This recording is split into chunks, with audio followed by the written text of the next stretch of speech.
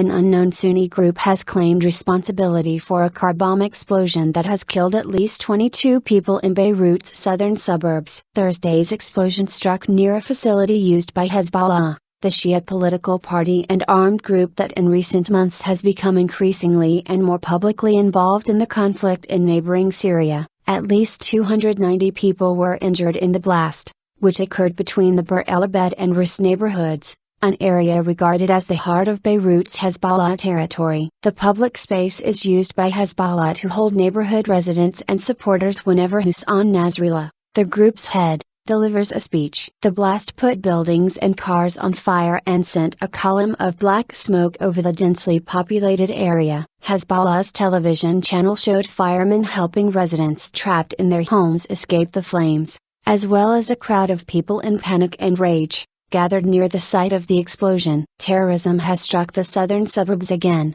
Hezbollah's al-Manar's television said, adding that the group was paying the price for its position. Day of mourning. Najib Mikati, Lebanon's caretaker prime minister, declared Friday a national day of mourning, and called on the Higher Defense Council to hold a meeting. Shortly after the attack, a video belonging apparently to the Sunni group Shia al-Manin surfaced on the web to claim responsibility. It showed three masked men, two of them holding rifles, in front of a white flag inscribed with the Islamic profession of faith. "We send a message to Hezbollah chief, Hassan Nasrallah's pigs," said one of the men, wearing a white mask. Al Jazeera's Zaina Qadr, reporting from Beirut, said Hezbollah has been receiving threats from some groups linked to the Syrian opposition. "We know Hezbollah lost a lot of popularity after it sent its fighters into Syria to support the Syrian regime against the opposition," she said. Amran al-Sbai, Syrian Minister of Information,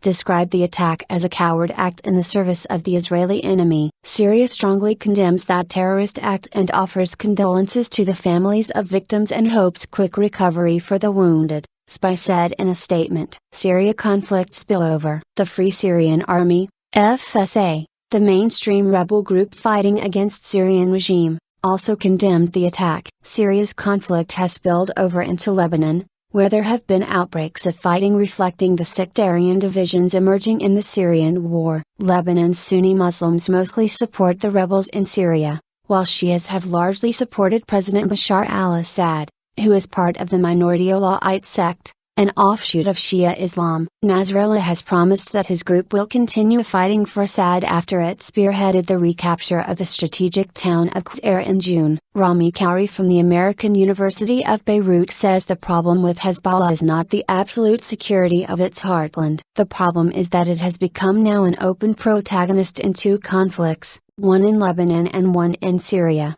He says, "There have been two attacks in southern Beirut this year, a car bomb on July 9 and two rockets fired into the area 2 months earlier.